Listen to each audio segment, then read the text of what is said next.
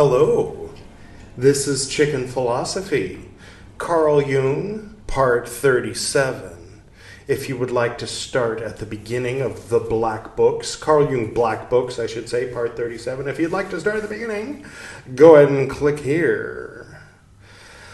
So as has become tradition, we'll pull a rune, and the tradition that I'm going to go ahead and say that I started last time is we're going to pull a little more than a rune, if you know what I'm saying.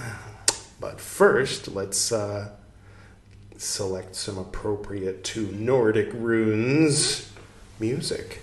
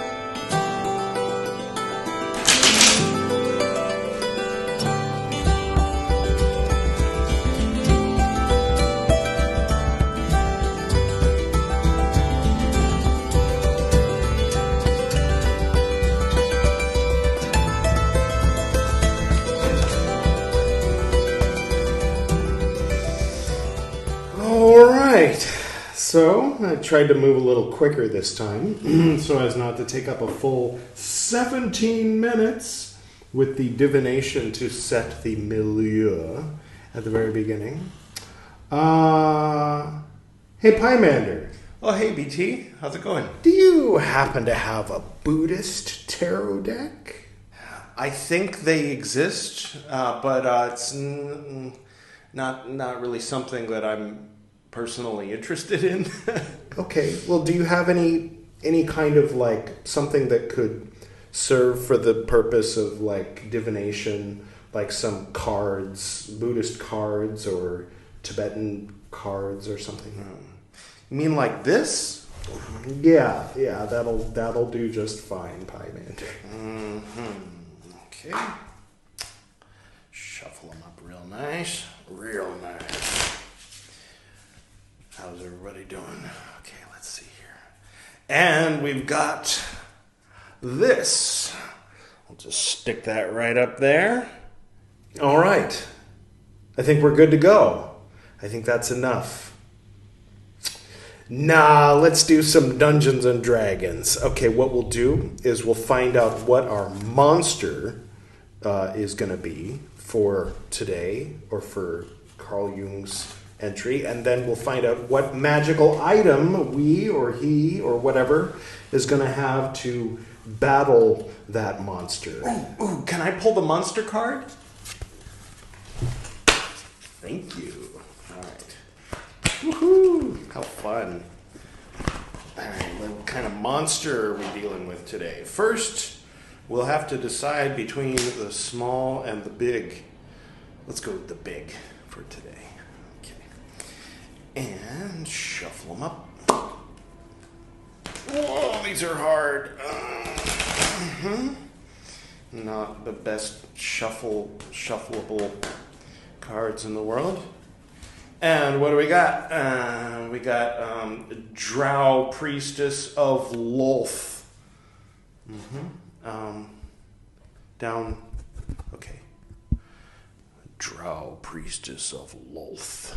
Thank you, Pymander. Okay, so now one final thing.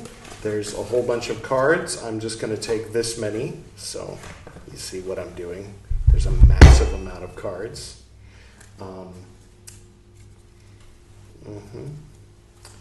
Okay, so the magical item with which we're going to have to fight the priestess is this here, which I'll put right there. The potion of poison. All right. Hopefully it'll work. Those more familiar with Dungeons and Dragons than myself will be able to say for certain. Okay. I'll try to move again a little faster this time than last time. So, first, the rune. I think it's, yes, Gateway is the name ascribed, the short form. So, Gateway, giant, demon, a thorn, the Norse god Thor. So that's what we're dealing with front and center, right up there at the top. Okay, fun stuff. And as far as the Rider-Waite deck, the kind of standard metaphysical, esoteric, New Age tarot deck, we've got the Ten of Cups. Well, that's nice. I mean, that's a nice card. And specifically, it's going to be right here. We're going up. Okay. So the Ten of Cups. A young couple and their dancing children, with their home in the background, hold up their arms in joy over the rainbow's promise. Divinatory meaning contentment. Lasting happiness because it is inspired from above. All right, that's the short version. It went on, but I think that's enough for our purposes today. And as far as the Golden Dawn card that we pulled, now here it is. The Golden Dawn Ritual Tarot. We've got the Six of Cups, which is pleasure. And now remember, in Victorian times, pleasure didn't mean, like whacking off. It meant, I'll just read what it says here. An angelic hand, as before, holds a group of stem lotuses or water lilies from which 6 flowers bend, one over each cup. Skipping a bit, Brother Maynard. Commencement of steady increase, gain, and pleasure. But commencement only. All right. So the pleasure is just beginning. It's just the commencement. I mean, who would complain? Oh, only the beginning of pleasure? I want the middle and the end of pleasure. Especially the end. Oh! Who would say that? I mean, that's ridiculous, right? Oh boy. All right. Yes, you didn't say that. I'm using my dad's. I used to have this thing that was clipped onto here, but I'm using my dad's old Masonic thing and just kind of hanging this here. Oh, I'm having all kinds of pleasure happening right now. Okay, what's next? The Celtic Tarot. Do we have a manual that's not going to take me hours to find for the Celtic Tarot? I'm going to go with no, so I'll just interpret it for you.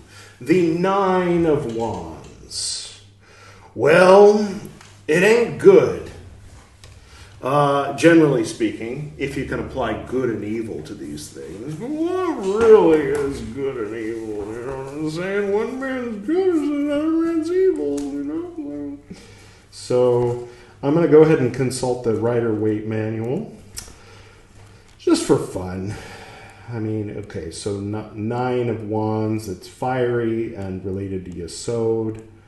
But I just recall it not being good, but I want the specifics of how it's not good. I usually dealt with the major arcana back in my cult days. And this is minor arcana, and it's taking me a minute to find, so I'm just going to go ahead and find the short and sweet version. Strength to overcome trouble. Okay. There we go. It's not bad, at least not according to page 198 of this 1,000-year-old book. Oh, right. Okay. The wands come first. Sometimes they go from 1 to 10, but wands to pentacles. So are we going from bottom to top or top to bottom? Oh, yeah, it's that guy, the creepy guy who's like, okay. Okay, he's not the guy that stole all the swords. He's the guy who's ready for battle.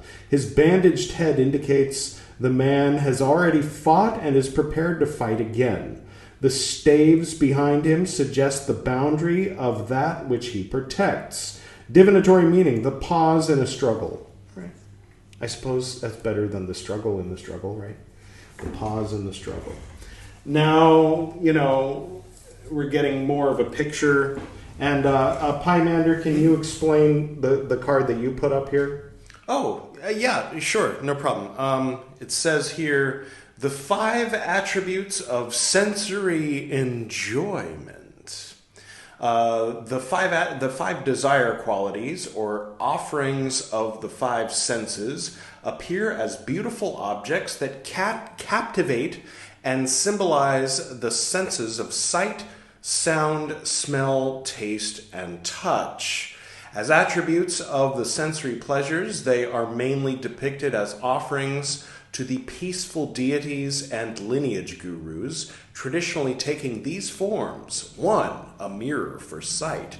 2, an Indian veena, or lute, or a pair of cymbals or gongs for sound. 3, burning incense or a conch full of perfume for smell. 4, a bunch of fruit for taste. And 5, a silk cloth or ribbon for touch. All right, so now we know what that is. Good. I mean, right? Sounds good. From like a Western perspective, it's like fine, but from a Buddhist perspective, it's probably like the enemy, right? If there is such a thing. Okay, now what is this that Pymander pulled? The Drow Priestess of Lolth. Now what can we find out quickly? Not much. Medium humanoid, parentheses elf, and parentheses natural evil. Fey ancestry. The drow has advantage on saving throws against being charmed. A magic can't put the drow to sleep. All right. Yes, sunlight sensitivity. While in sunlight, well, we've got poison, but we'll see. The drow has disadvantage on attack rolls as well as wisdom perception checks that rely on sight. Okay, so that's our enemy for today. Editor Edward, can you provide a better, more detailed? Yes, that's the Drow Priestess of Lolth. Sounds like something Jung would run into in a dream and declare his love to, or something. I mean, you remember last time when what's her name from Herod's daughter was like coming onto him real strong. Now we've got the potion of poison. This concoction looks, smells, and tastes like a potion of healing or other beneficial potion. However, it is actually poison masked by illusion magic. An identify spell reveals its true nature. So, there you have it, all around us here. The milieu of today's recital from Carl Jung's diary back in 1913, I assume. Okay, Editor Edward, let's bring it all down except for the rune. And now, finally, and without further ado, music. Thank you. I will get to the reading. Yes, December 22nd, 1913. What am I going to write? I don't know. That's why. Sorry, I'll keep reading. Everything is dark in front of me. No shape, no bright, and no dark. It is the gate to darkness. Who enters there must grope what is closest, must feel his way from stone to stone. That's not a stone, Mr. Jung. Sorry. No clear thought comes toward him. One has to sample them all. Valuable and worthless must be embraced with the same kind of love. What kind of love is that? Because in this world of darkness, our values are suspended. A mountain is the smallest nothing, and a grain of sand contains kingdoms. A sand grain. And then he crossed out at least, so never mind that. Or it may not. Every value judgment must fall off from you. I'll just keep using the magnifying glass. I had a dream. I had finally gotten some reading glasses, but I think it's time to make that dream a reality. I'll look funny with glasses, but it's okay. Every value judgment must fall off from you. Equally, every other logical judgment. Even your taste must be shed before the gate. Get rid of all your knowledge, and above all, let sacrifice your arrogance, even when it seems to be based on merits. Who enters here enters as a poor or stupid one, because what we call knowledge here is ignorance. Seeing blindness, hearing deafness, feeling dullness. Enter through that gate entirely poor, pathetic, humble, ignorant, but even in your poverty, ignorance, and humility, do not be greedy and presumptuous, and expect neither bread nor stones, but look without desire and passion. Turn all your anger against yourself, because only you can hinder yourself from looking. You know what? I'm just going to go on record here and say, don't take that advice. Don't turn all your anger against yourself. Probably not. 99% chance that whoever you are that's watching this doesn't need to turn all your anger against yourself. In fact, stop doing that. Remember, this is the early part of Carl Jung's journey, when he was making all the mistakes. So, yeah, this is just what he went through and what he wrote in his journal. This isn't actually Carl Jung giving you advice what you should do. Just putting that out there. Felt like I should. Okay. Because only you can hinder yourself from looking. The mystery play is delicate as air and thin smoke, and you are brutal matter that itself is already disturbingly heavy. Who are you talking to? These diaries, you weren't planning to share these. Are you talking to yourself? Yet let all your hope, which is your greatest good and highest ability, proceed and serve you as a leader in the world of the dark, because it is of similar substance as the creations of this world. Let your hope swell toward it into the interminable. I'm inclined to say don't take that advice either, but it feels a little better than the previous advice, at the very least. I think if you're going into like a dark and scary place, maybe be a little cautious. Don't just be like, oh, it's probably fine. Mm-hmm.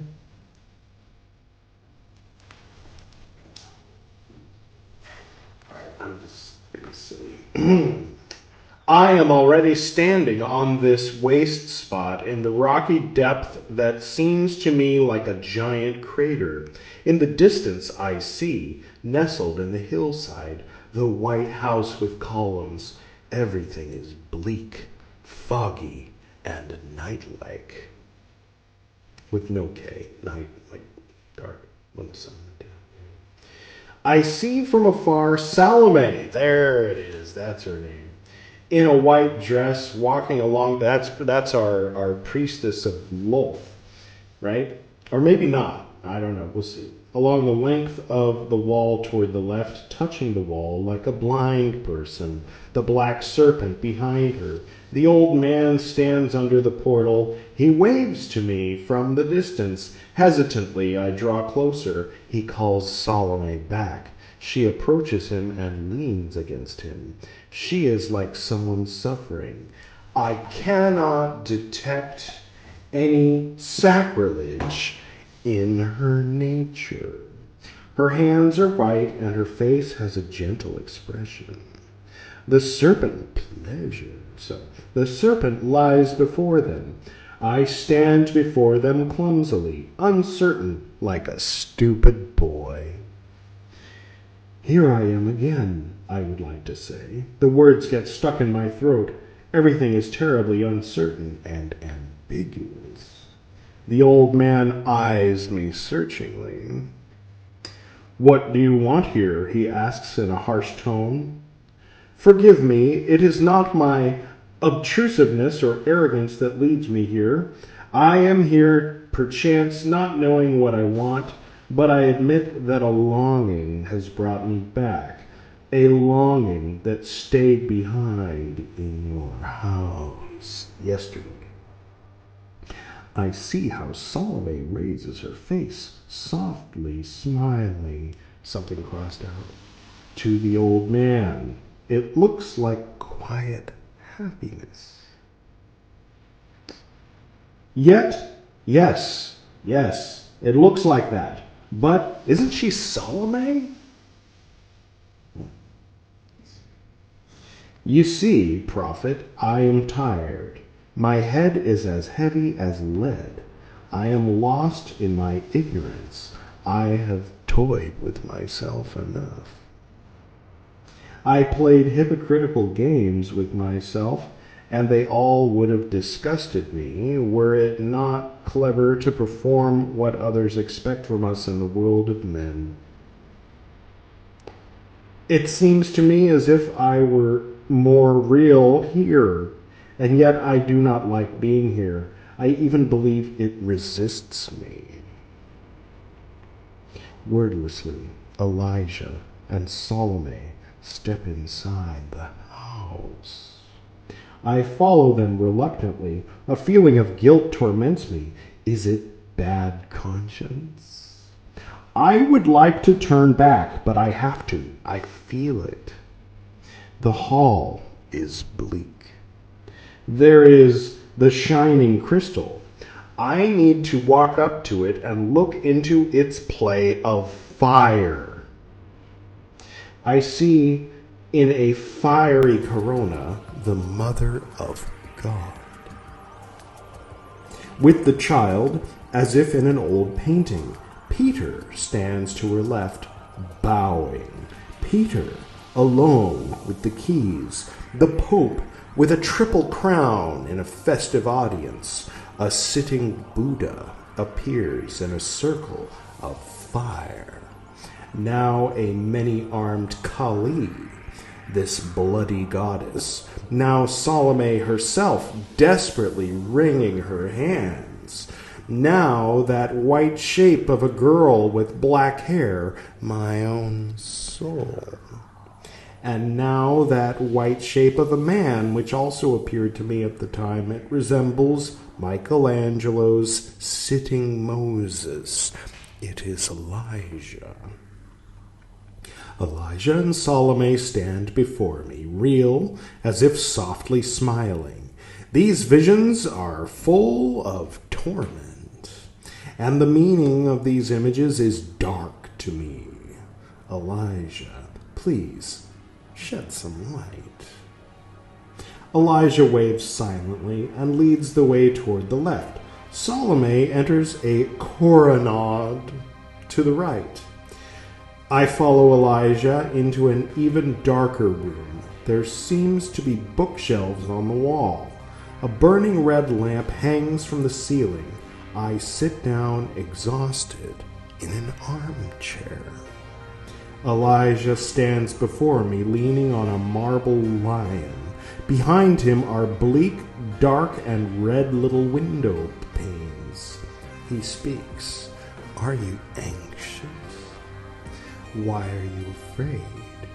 Your ignorance is to blame for your bad conscience. Not knowing works like guilt, but you believe that it is the urge toward forbidden knowledge that causes your feeling of guilt. You are especially about yourself. What? You err. Like error. You err, especially about yourself. Why do you think you are here? I don't know. I sank into the place when unknowingly I tried resisting the not known. So here I am, astounded and confused, like an ignorant fool. I experience strange things in your house, things that frighten me, and whose meaning I don't know. Now that seems like a good place to pause just for a moment and get my shit together, and also turn on the air conditioner because, as I've mentioned before, the camera is close enough that if I start sweating profusely, you're going to see it. And so there's going to be a little bit of noise pollution, and also I'm going to take a sip of coffee.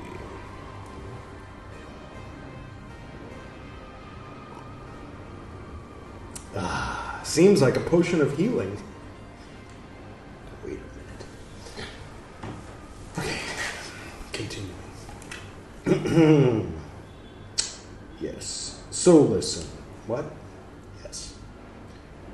So listen, this is in quotes. If it were not your law to be here, how would you be here? End quote. I'm afflicted by fatal weakness, my father. Quote, you are evasive. You cannot extricate yourself from your law, end quote. What do you mean? How can I extricate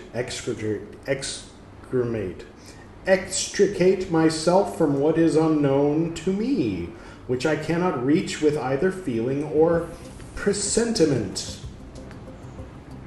Quote, you are lying. Do you not know that you yourself recognized what it means if Salome loves you?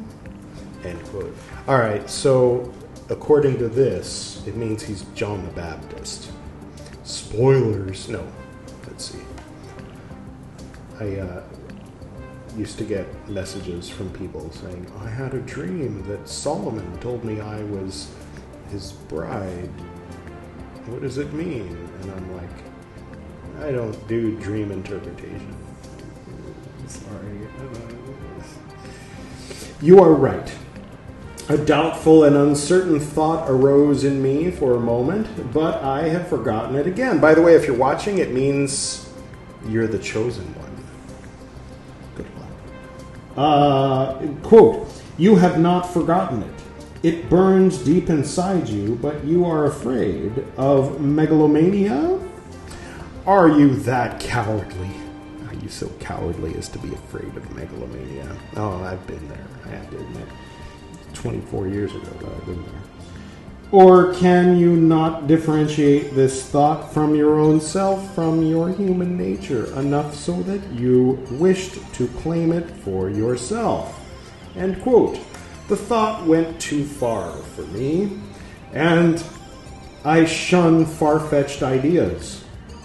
They are dangerous, since I am also a man, and you know how much men are accustomed to seeing thoughts as their very own, as their innermost, so that they eventually confuse them with themselves.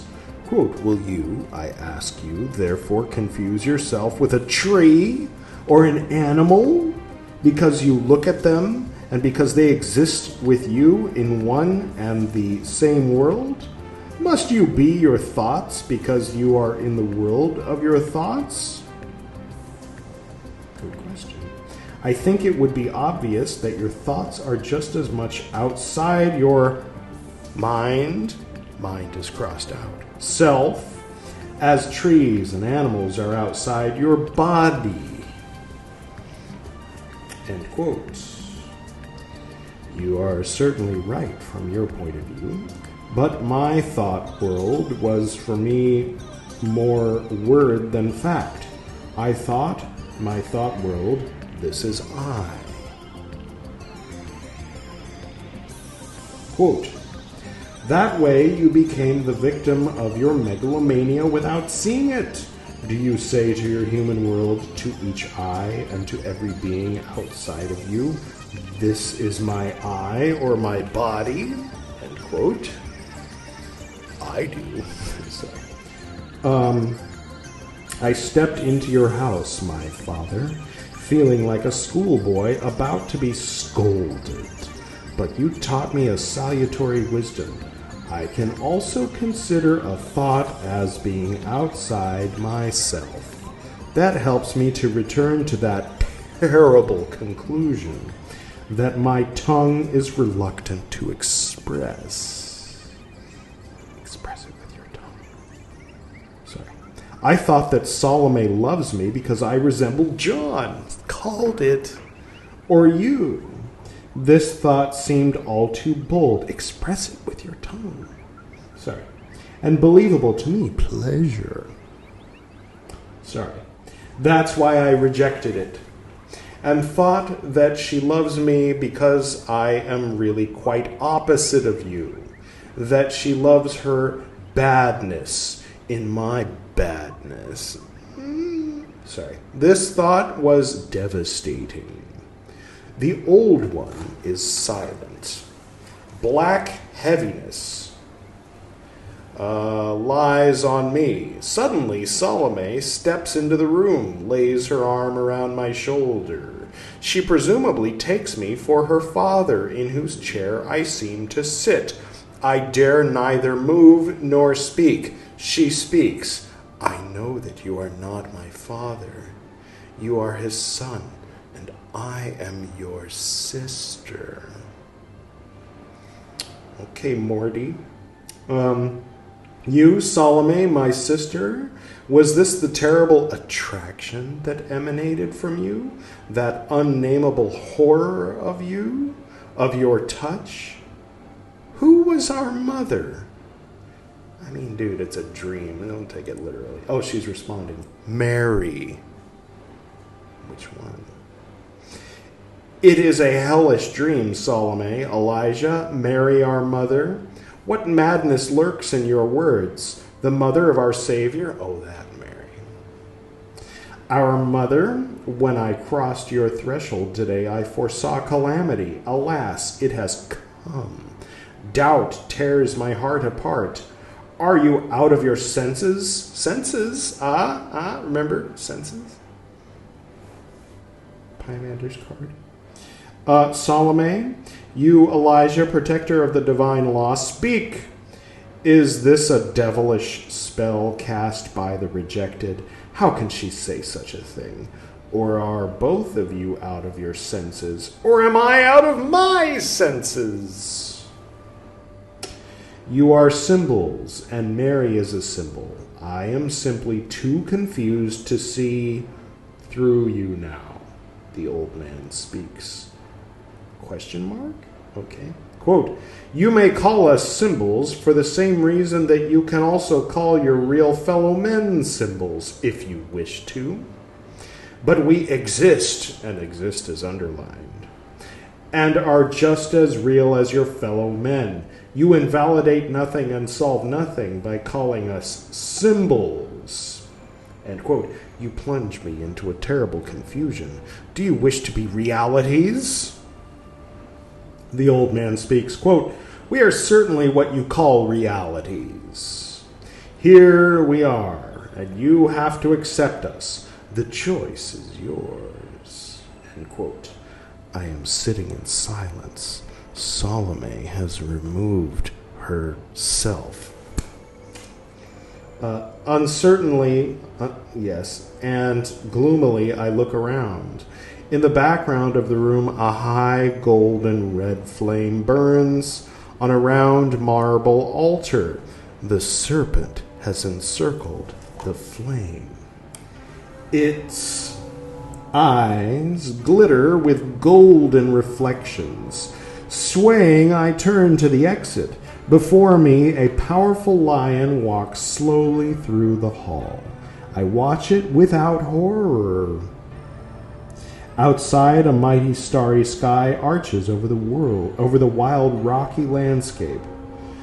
Wow, the mighty starry sky over the landscape reminds me a little bit of the Ten of Cups. Cool night air. I hear the distant waters roaring. Everything is so real and cold. I slowly walk into the rocky desert, into this valley of riddles. Where did I come from? Which was the way into this underworld? Is it really the or an underworld? Oh, is it really the or an underworld? Right. It seems as if compulsory realities exist here. What forced me to come here if not those other realities, with other in quotes? Apparently, they are somehow superior to me, as I did not know anything about them, whereas they knew about me and could force me, to come to them on a way unknown to me that I must have flown through unconsciously. And immediately I am back again, writing in my book. Hours have passed, and I am tired from this long journey. What did I bring with me? I think I must appear very stupid to these people.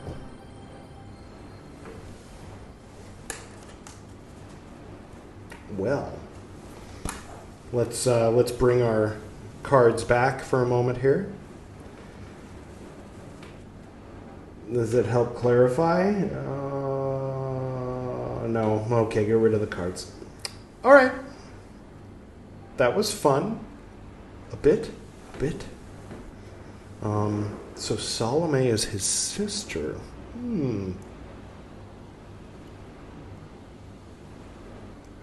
Okay.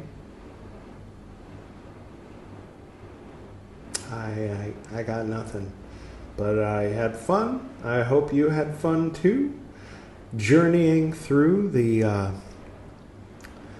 unconscious mind, I guess, of Carl Jung in his youth, before he got his bearings and started teaching others to get theirs.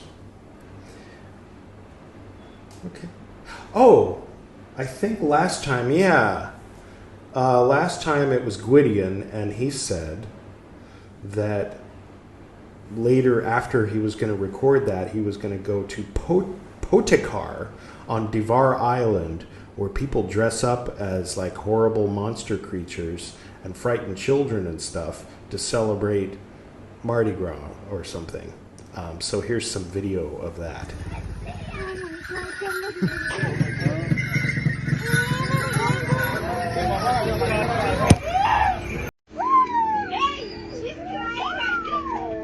Alright. That was fun. Yeah, alright. That's about it from me. And if you're still here. Thank you for watching it all the way through. And do feel free to like and subscribe to Chicken Philosophy. And I look forward to seeing you next time, reading whatever comes up in the rotation for me to read next.